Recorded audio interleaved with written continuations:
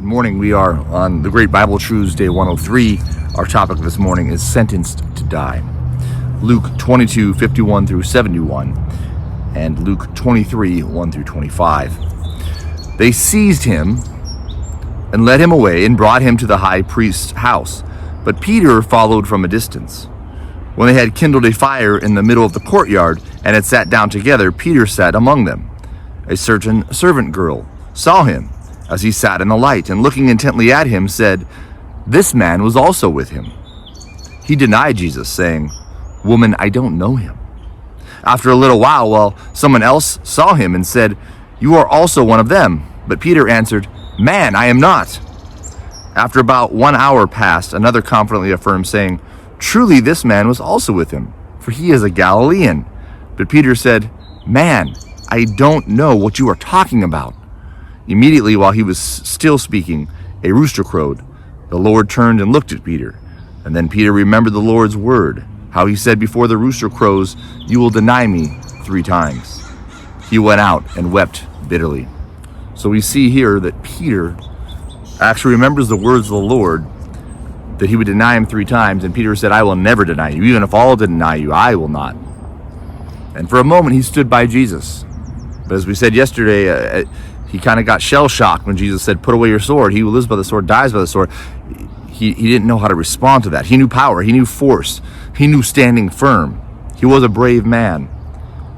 But Jesus didn't say, "Let's go to war," but rather, "Put away your sword." And he's sent into confusion and does the very thing that he thought he would never do. Verse 63 now. The men who held Jesus mocked him and beat him. Having blindfolded him, they struck him on the face and asked him, "Prophesy, who was the one who struck you?" They spoke many other things against him, insulting him. As soon as it was day, the assembly of the elders and the people was gathered together, both chief priests and scribes, and they led him away into their council, saying, "If you are the Christ, tell us." But he said to them, "If I tell you, you won't believe. And if I ask, you will in no way answer me or let me go. From now on, the Son of Man will be seated at the right hand of the power of God." They all said, "Are you the Son of God?" He said to them, "You say it because I am." And they said, "What need have we of testimony? For we ourselves did hear it from his mouth." So they ultimately say here he's pretty much condemned himself of blasphemy by saying he's the Son of God. Chapter 23 now. The whole company of them rose up and brought him before Pilate, who was a Roman governor. They began to accuse him, saying, "We found this man perverting the nation, forbidding paying taxes to Caesar, and saying that he himself is Christ, a king." Pilate asked him, "Are you the king of the Jews?" He answered him, "So you say." Pilate said to the chief priests and multitudes, "I find no basis for a charge against this man." But they insisted, saying, "He stirs up the people, teaching throughout all Judea, beginning from Galilee even to this place." But when Pilate heard Galilee mentioned, he asked if the man was Galilean.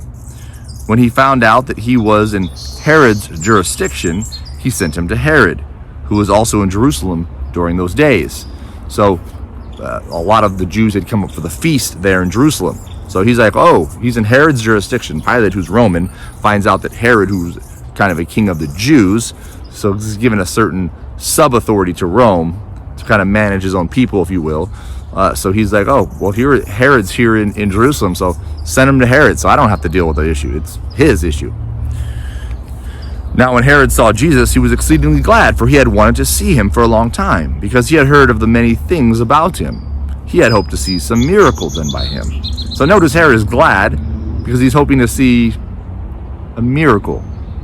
Not because, wow, I want to hear this teacher teach me great truth, or I've wanted to, meet this one and he has some spiritual, perhaps relevant reason to see him. No, he just kind of wants to see a miracle. He hopes to see something cool. And then notice what happens. He questioned him with many words, but he gave no answers. The chief priests and scribes stood vehemently accusing him. Herod, with his soldiers, humiliated him and mocked him. Dressing him in luxurious clothing, they sent him back to Pilate. Herod and Pilate became friends with each other that very day. Before that, they were enemies with each other. So Pilate basically finds out that Jesus is in Herod's jurisdiction.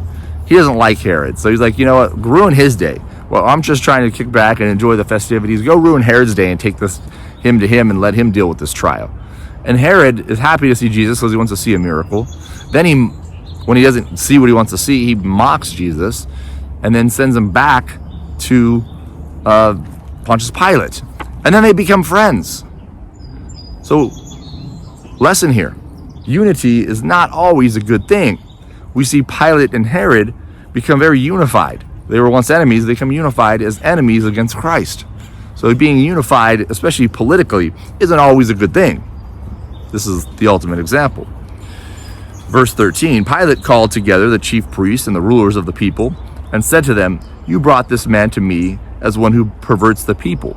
And I see, and I have examined him before you, and have found no basis for a charge against him concerning those things which you accuse him. Neither has Herod, for I sent you to him, and see nothing worthy of death has been done by him. And I will therefore chastise him and release him." Now he had to release one prisoner to them at the feast, but they all cried out together, saying, "Away with this man, release to us Barabbas," one who was thrown into prison for a certain revolt in the city and for murder. So a way the Romans would kind of appease the Jews and kind of keep them in check is to say, each year at the festival, we're going to release a prisoner of war, if you will, to you.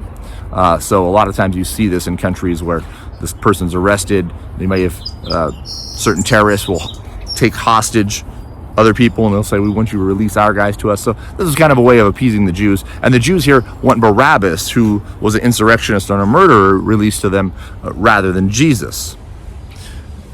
He said to them a third time, verse 20 now, then Pilate spoke to them again, wanting to release Jesus, but they shouted, "Crucify him, crucify him." He said to them a third time, "Why? What evil has this man done? I have found no capital crime in him." A capital crime is one deserving of death. "I will therefore chastise him and release him." But they were urgent with loud voices, asking that he might be crucified. Pilate decreed what they asked for and should be done, and he released him who had been thrown into prison for insurrection and murder, for whom they asked, Barabbas, but he delivered Jesus up to their will. Let's look at the questions very briefly. Question number 1 is, why did Peter weep so bitterly? Well, it's because he did deny the Lord 3 times, and he thought that he never would.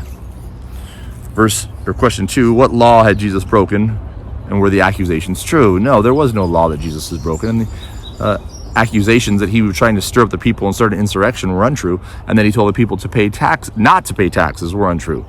Jesus actually told them, give to Caesar what's to Caesar, and to God what's God's. And so he basically points them to the bigger fact, which is, guess what? Everything is God's. But Caesar's coin, if he wants it, you give it to him. But everything else you got to give to God, right? But they try to twist it and say, well, he meant you shouldn't pay taxes. Verse 3, why did Pilate want to release Jesus? Well, he didn't find in him a reason for the death penalty. So he was going to beat him. Maybe, hey, you're stirring up the people, slap them around and send them out. That's what, even by Roman law, and Pilate was a pretty firm guy. Historically, we know he was actually deposed later for being too harsh. And yet here, he's not even this guy who's pretty harsh and towards criminals sees a reason for capital murder. Remember, he's dealing with real insurrectionists and real murderers all the time. So he sees Jesus and he's like, I mean, come on, guys, this doesn't call for murder. But unfortunately, the people swayed him rather than justice. Number 4, why do you think the religious leaders hated Jesus so much that they wanted him crucified? Well, he was a threat to their rule. He was a threat to their power structure. He was changing the way people viewed the law of God and the will of God, and ultimately was fulfilling it before their very eyes. And so they wanted him gone. He was a threat to them as they wanted a society. He was a threat to them as they wanted religious law and worship of God. So even to the point of killing someone who didn't deserve to die. Number 5, why did Pilate change his decision? Well, Pilate gives into the will of the people. In a certain sense, he was a people pleaser, but from a Roman standpoint, he didn't really care per se about what Jew lived or died, but rather that he's afraid perhaps these people would turn against him and revolt, and he'd have a mess on his hands. So he would rather put an innocent man to death rather than deal with people revolting. And that's a lesson again for us all, that no matter what the consequence may be, we always must do what's right. And so if we say, you know what, I got to do this so that this doesn't happen, but doing that is wrong. No, it's better to deal with the repercussions of our decisions and do what's right than to do what's wrong to try to take the easy road out. For in the end, sin and doing wrong never leads to something good. Have a blessed day, guys. We'll see you tomorrow.